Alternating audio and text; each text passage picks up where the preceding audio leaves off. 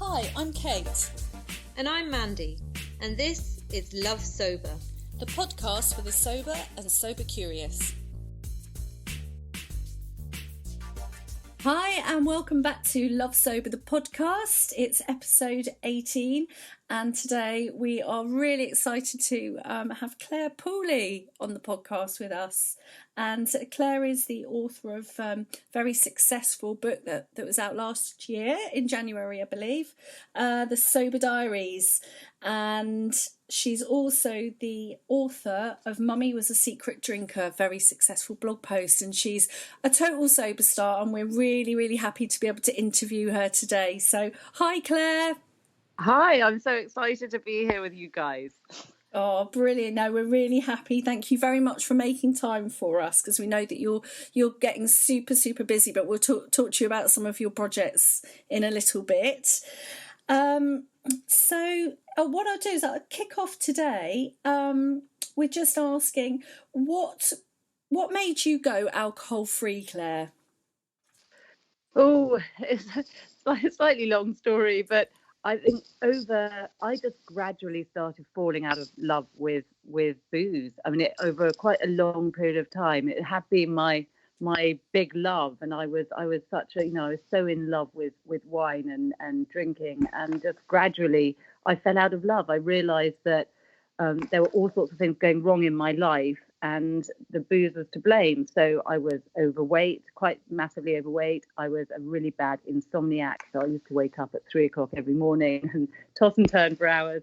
I had really bad anxiety. I sort of felt like I was not the sort of mother I wanted to be for all sorts of reasons. And it became clear to me that although I'd spent years thinking that wine was my way of coping with all those sorts of things, actually it was wine that was causing all those problems. And I didn't immediately give up. I didn't want to give up at all. I tried moderating. That was my plan. Yeah. I think we've all been there. Yeah. I'm going to drink sensibly instead. And I tried for several years, and it just made me increasingly miserable. And eventually I came to the conclusion that I was going to find it easier to quit altogether than to try and be sensible. So in a nutshell, that was why. Yeah, because I think, you've been sober for quite a number of years now, haven't you? Yeah, nearly 4. Yeah, well done. That's awesome. And I remember sort of seeing your blog early on, and we were talking to Lucy last podcast about the fact that, one of the reasons maybe it took us a while and we all thought about moderation was the conversation just wasn't that open then about like being able to make that choice or something. You either had a rock bottom scenario or you were normal. I don't know. Yeah, there's much more of a realization now that there is this whole grey area in between, and actually getting off that slippery slope early on is an entirely sensible thing to do, because if you wait till you get to rock bottom, it's really difficult to claw your way back out of it. So I think the fact that conversation is happening is an entirely positive thing. And also, I sort of think it's really important that you go through that learning process of trying to moderate, because it's really difficult to quit if you don't honestly believe really deep down that moderation isn't an option for you. Because otherwise, and I know you've been here too, you give up for weeks and then you think, oh, I've reset my sort of whole system now, and I'm a different person. I know how bad it is to drink the way I was drinking before, and now I'm going to drink sensibly. And you are absolutely convinced that's possible, and it never is. And I think you need to know that. Otherwise you end up constantly falling off the wagon, because the wine witch will sit there sort of whispering in your ear that moderation is a much more sensible idea. So I think it's something you sort of need to get through. So once people have made that realization, what would be your tips for people starting out? I mean, how did you start writing the blog? How can they write a blog? What groups or resources did you use? I think one of the main pieces of advice I would give is to find a tribe. And in the old days, there was only one tribe for people who had issues with alcohol, and that was Alcoholics Anonymous. And Alcoholics Anonymous are brilliant for some people and not perfect for other people. And the great thing now, I think, is that there are so many different options. So, I tried and failed to quit several times. And what made the difference for me was finding a tribe through my blog and actually through Soberistas as well, which was, I found very early on.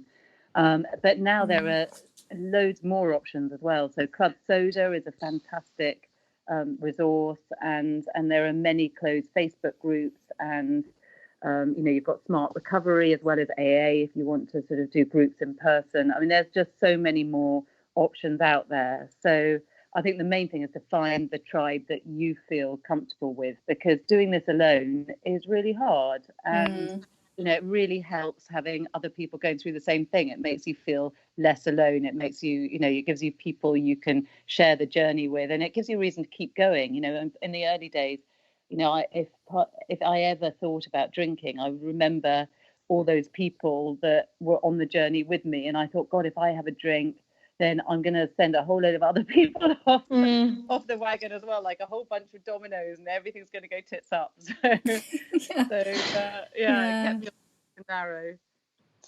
Did you, if you don't mind me asking, did you try AA at all?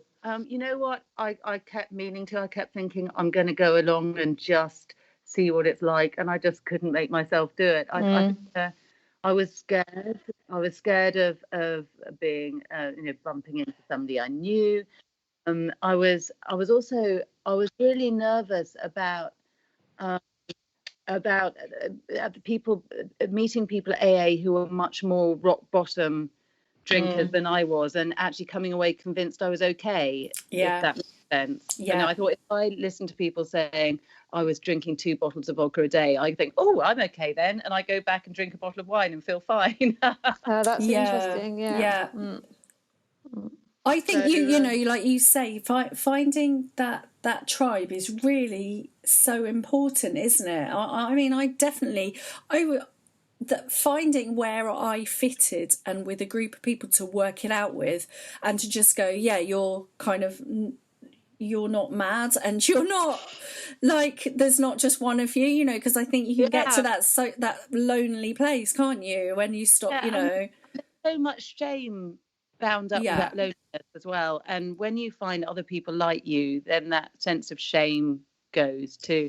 And actually the group that I've only discovered relatively recently is the whole Instagram sober community, which is, because it's so visual, Instagram, it really helps to get rid of that whole image of the shame and sort of depressing sort of imagery that comes along with addiction, and it makes it a much more positive and uplifting community, I think.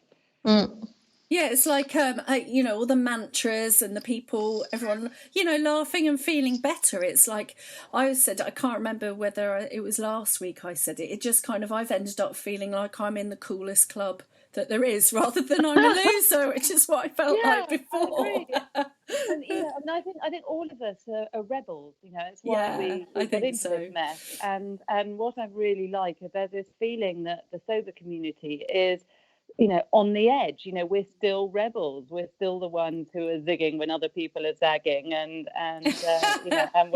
we're sort of surfing the zeitgeist.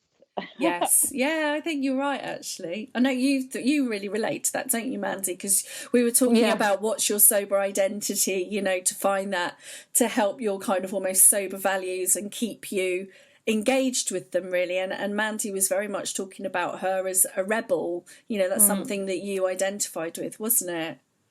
Yeah, for sure. Yeah, I mean, I had such a wrong idea of what a sober person was. I thought I'd have to be this kind of pious I met you. Hey, that ain't gonna happen.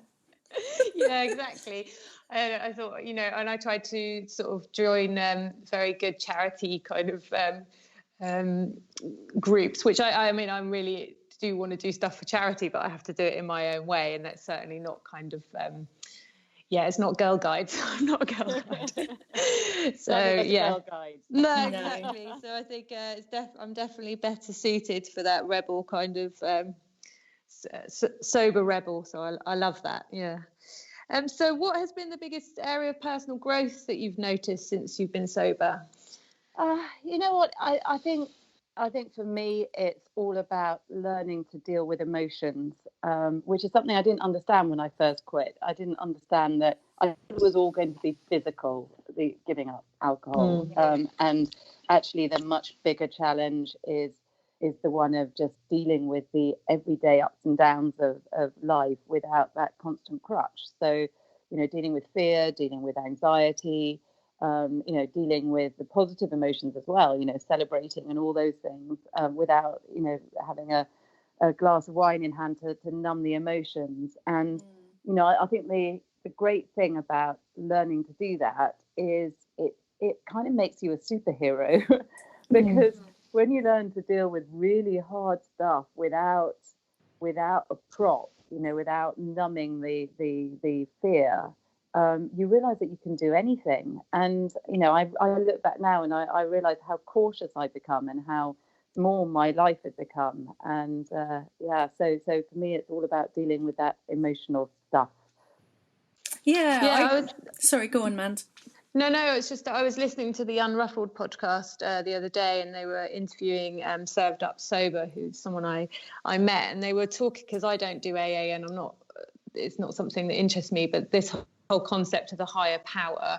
And something that struck me was that she said, Served Up Sober, it's like she feels like the higher power is her, it's her own strength and her own resilience and her own ability to fight adversity and do it sober. And I think it's like that sober superpower. I think I was like, that's what it is. It's us.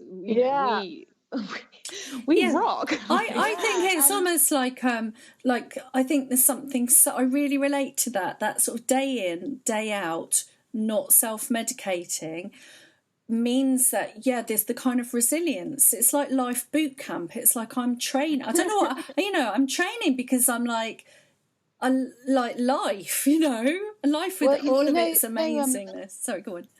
The book by Caroline, I've forgotten her surname. Drinking a Love Story.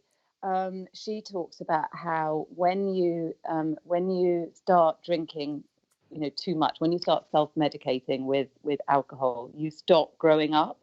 And I realized that the time when things, I started using alcohol in the wrong way was probably in my mid to late 20s.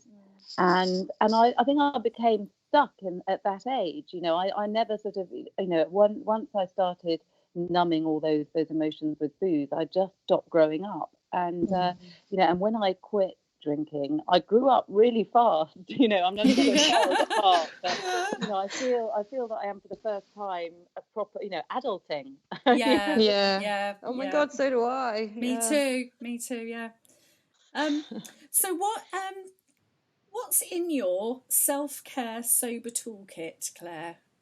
Oh, I tell you one thing I do that I've done ever since I quit, and I would highly recommend to everyone, is I looked at the money I was saving and I thought I can afford, with not a huge proportion of the money I was saving on booze, to send myself flowers every week. And oh wow, nice one. A company that delivers fresh flowers to your, in a box to your front door once a week. And every time they arrive, I start with they're beautiful, and they sort of, and the whole family enjoy them. They sit on the kitchen table, but they remind me every week to be grateful. And every time the flowers arrive, I feel grateful for what I've done and where I've been and where I am now. And it's just a beautiful reminder for me of where I've come from.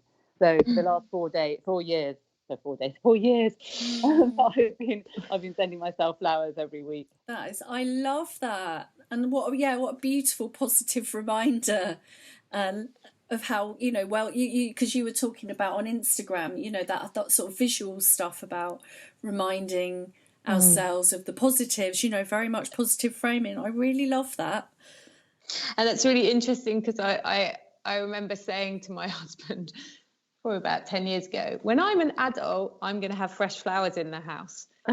Yeah. I'm going to buy myself fresh flowers. I haven't done it yet, but I might just be the plan for next year to be like a proper adult with beautiful fresh flowers. I did the same, because I remember I read I read an obituary in a newspaper years and years ago about this amazing woman who lived this incredible life, and she traveled all over the world in the days when women didn't do that sort of thing, and she'd achieved incredible things. And at the last line of her obituary said, and her London flat was always filled with fresh flowers. And I thought, amazing. ooh. Yeah. I would love to be able to say, and her London flat was always filled with fresh flowers, and now it is. Yeah, that's brilliant. That's quite interesting, isn't it? That idea of sorry, I'm going off subject a bit, but I was thinking about coaching and beginning with the end in mind, and I think one of those things that's quite useful is to have that is to kind of go forward and go, well, look, it's like a sober tool. What do I want? Like, how do I want it to look? And then use that as motivation. So I think that's also in your sober toolkit, Claire. Yeah, I don't think that is off message at all, actually, because I think that one of the issues when you end up sort of self-medicating with alcohol is that your life becomes very small, and you end up sort of completely stuck in a rut. And if you fast forward in your mind and you think, what do I want to achieve by the time I'm but for the rest of my life, it does force you to think about how you're living. And I remember when we were talking, when we met in London, Claire, you were saying that you had a projection board of your kind of dreams and aspirations next to your bed. Yeah. And one of the aspirations was, I think, to have a book published, was it? I think, and perhaps have a publisher in America, I think. And as we were doing your tarot cards, all those things were coming. True. It is amazing how I thought that quitting alcohol would change some things in my life, and actually I found, and I know you girls have too, it actually changes everything. So yeah. Okay, and so how has sobriety changed over time, and the practices you use to keep sober and inspired? So have you changed what you do, or how has it changed? Well, it's certainly a huge amount easier than it used to be. So I'm not having to sort of constantly find ways of dealing with cravings and all that sort of stuff, because I hardly think about it these days. But every now and again, particularly when I'm celebrating, if something really good happens, I do think, oh, what can I do? It was the sort of occasion where I would have a glass of champagne, and actually a bottle of champagne, let's face it. And I can't do that anymore. And so now I try and find things, experiences that I can have to fill that gap. And so I will do something like I'll go and have a pedicure or a massage, or I'll just eat cake. Cake is I think cake is a really necessary tool. Yeah. You know what's amazing? I don't know if you find this, but now I have so few toxins in my body on a day-to-day basis, I can get really high on caffeine and sugar. Yeah. In fact, you were talking about that the other day, weren't you, Mandy? When we were talking about that, in fact, the podcast that will come out today, we were talking about toxins and inspiration. So I think when I look at this, Claire, when I hear you talking, what I find really lovely and inspiring is all of those sort of how well you look after yourself, like you say, to have a cake, to have a pedicure, to have your flowers. Do you know what I mean? And I just kind of get this sense of you really taking care of yourself. Yeah. And I just wonder if you could sort of explain that and say why that's important, really, as a sober person. Yeah, I mean, I think it's important for us to remember, because you don't. when you give up smoking, everybody congratulates you and tells you you're brilliant. And people don't do that when you give up drinking. And I think it's really important that we all remember what an incredible thing we've done, because it is really hard to quit something that is so addictive and is such a big part, not just our lives, but the lives of all the people that surround us. And and I realized, I think relatively early on, that it was nobody was going to congratulate me. I had to congratulate myself. Yeah, right. And I think as a sober community, we have to remember to congratulate each other. So, anybody listening to this who has quit, for whether it's for one day or a week or a year, however long it is, you are a superhero and you are doing an amazing thing, not just for you, but for your family and all the people around you. And you should congratulate yourself and treat yourself. We used to treat ourselves every day with alcohol. You need to find something else to treat yourself with, because otherwise you'll miss it. And there are lots of other ways to be good to yourself, and alcohol really isn't a way of being good to yourself, as we all know. Yeah, right. It just sort of feels that's how we used it, didn't we, for rewards? I know I certainly did. Well, I used it for dialing up, dialing down, taking the stress off, celebrating. And I think I really get that as well, that whole, I don't know, just...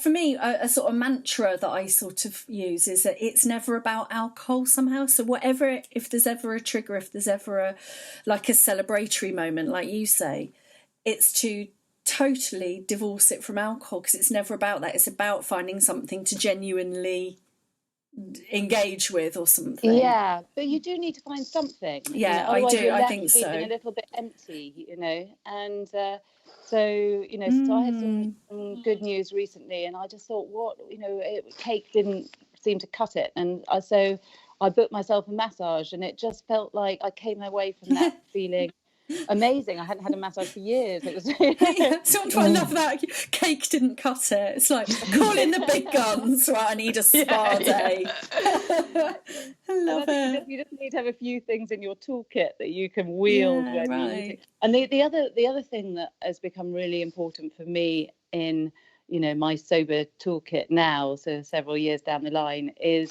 what AA describe as giving back, and it's their 12 step. And and they talk about how the 12 step is helping other people along the way. And and I think all of us don't do this just altruistically. It's important for everybody, I think, as a way of reminding ourselves why we're doing this, where we've come from, how far we've traveled. It's really important to help other people along the way, because that serves as a constant reminder, as well as being the right thing to do. It's the right thing to do personally, and it helps keep you on track, because it reminds you what your life was like 4 years ago, and why it's worth persevering and staying on the straight and narrow. So yeah, 100%. Yeah, that's a really good point. So what we were talking about the sober diaries, Claire. So that came out of your blog, didn't it? And did that come out of journaling as well? I was wondering, because it's a sort of a diary, if you could tell us a little bit about that.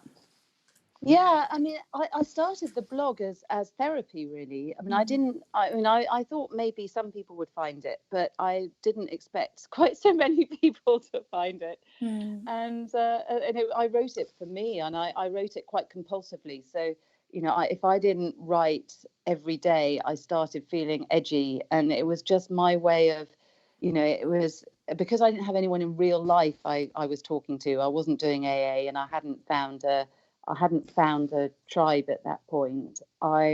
It was my only way of sort of exploring what I was going through. So that's how it started, and the blog gradually picked up more and more readers, and eventually, after about a year, people started saying to me, you should turn the blog into a book. And so I sent the proposal to some publishers, and amazingly, I had several publishers who were interested in publishing the story. So So it all came about slightly accidentally. It was just from a purely sort of selfish self-help perspective. But it's funny, isn't it? Because we've been talking about this as well. Because Mandy went to LA recently to She Recovers, and there was a woman called Tara Moore there, and we've mentioned her a few times.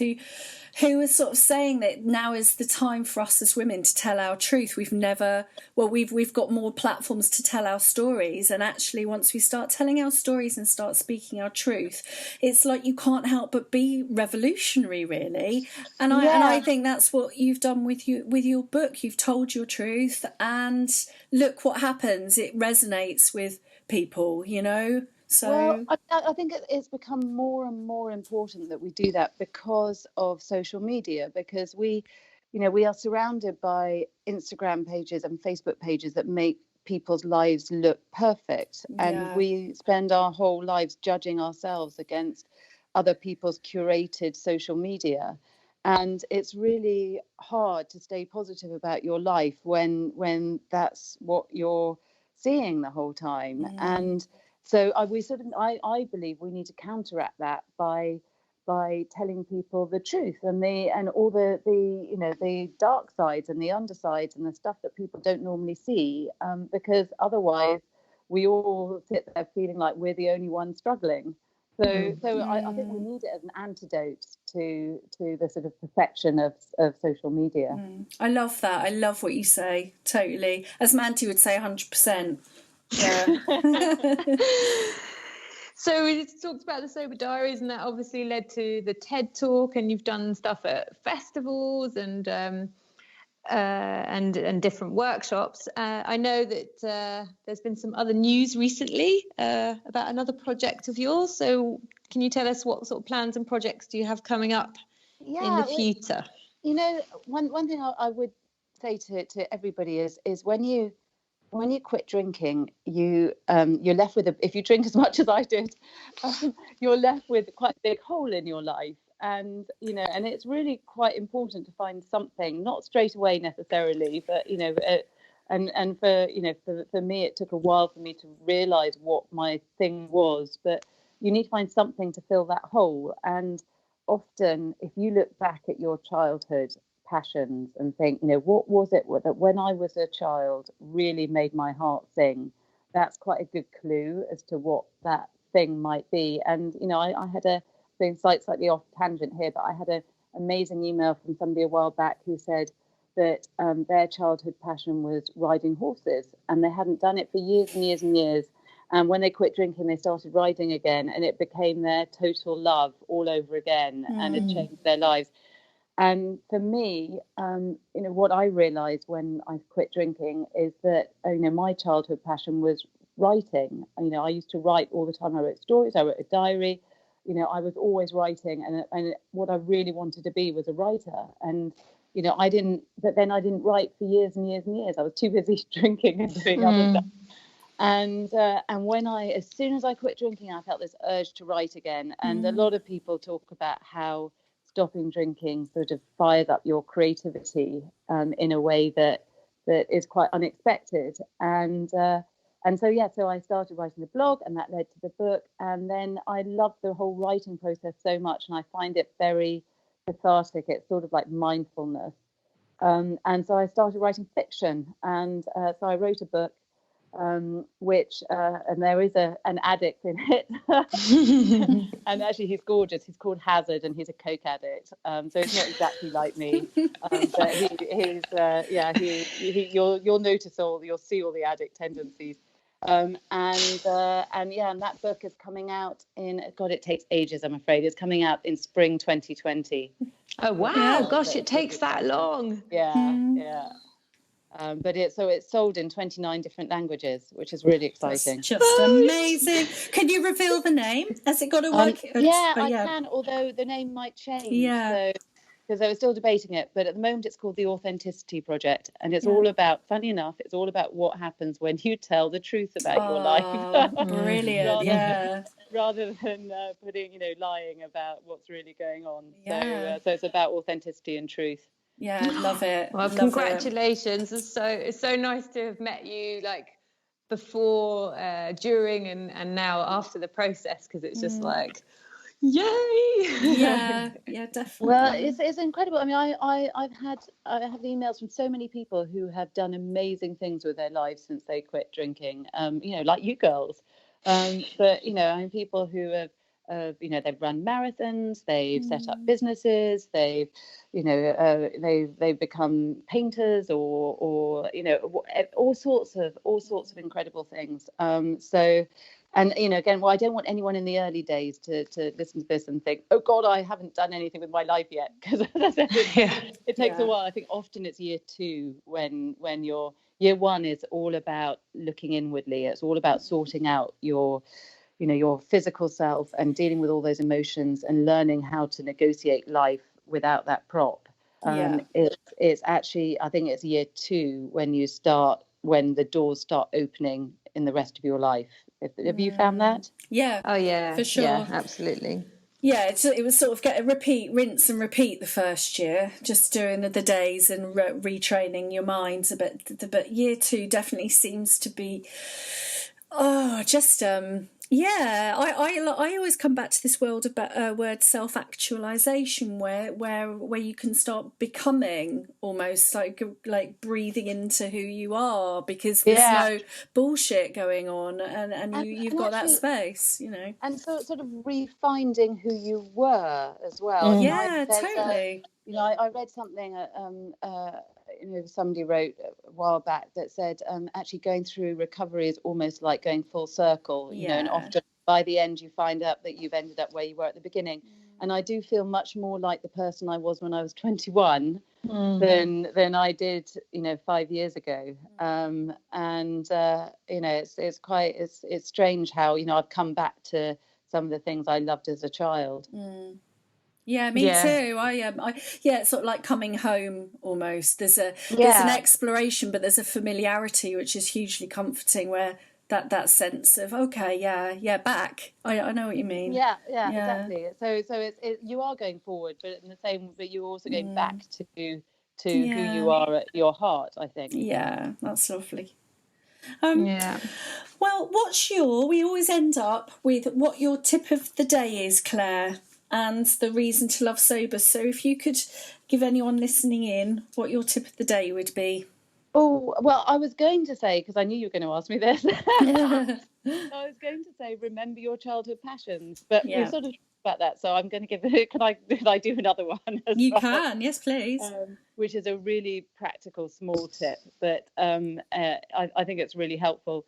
In the early days, so much of this is about retraining your subconscious, and a great way of doing that is to change all the passwords you use for everything to something along the lines of "I love being sober," and it just means that loads of times a day you're typing "I love being sober," and it really, really helps to get your subconscious to catch up with the program. That is amazing. Yeah. It's a really neat trick. So I changed mine to all my passwords when I first. I've changed them again just in case anybody. I was going to say, careful there. But when I first quit drinking, I changed my password to sober mummy, and just writing sober mummy constantly. Yeah, I love that. I love that tip. And and lastly, what's your reason to love sober today? I think that for me it's big. It's because it will change your whole life. I don't think there is anything else that you can do in life that will have such a fundamental influence on everything you do and everything you are. Not immediately, but gradually over time. And so that's my reason to love sober, because if you love life, I think there is no alternative. Oh God, I love that. That's I got a shiver moment. Me too. I so needed to have this conversation today. Me too. Oh my goodness.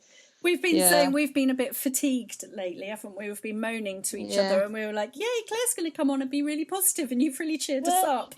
You know what I think it's really important to remember sometimes is that, and I have to keep reminding myself this every now and again, is you know, when you were drinking, you had bad days too. And I think when you quit, it's very easy to, when, you know, stuff is difficult, to think, oh God, it's really difficult because I'm not drinking.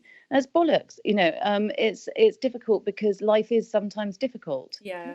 And always, it was like, you know, actually I had way more difficult days now than I was drinking than I do now. Sure. So I think it is worth just stepping back when you have those days and thinking, this is not about drink. You know, this is just about hormones or the weather or, you know, just life. It's not about not drinking. Yeah. What a great way to end. Oh, it is a fantastic way to end. Thank you so much, Claire. Thank you for coming on today. Thank you. Oh, it's a pleasure, It's been ladies. lovely I love to have you you. both. Oh, I love you too. I'm really looking too. forward to seeing you in December. Yeah. So if you have immediate concerns about your drinking, you can visit Alcohol Concern. And we've got lots of great resources, or obviously talk to your GP, or as we flagged up the last couple of weeks, if you want to do it anonymously, you can ask the doctor on Soberistas. There is that facility on that. Have a great week, and we'll see you next week for more chat. Bye-bye.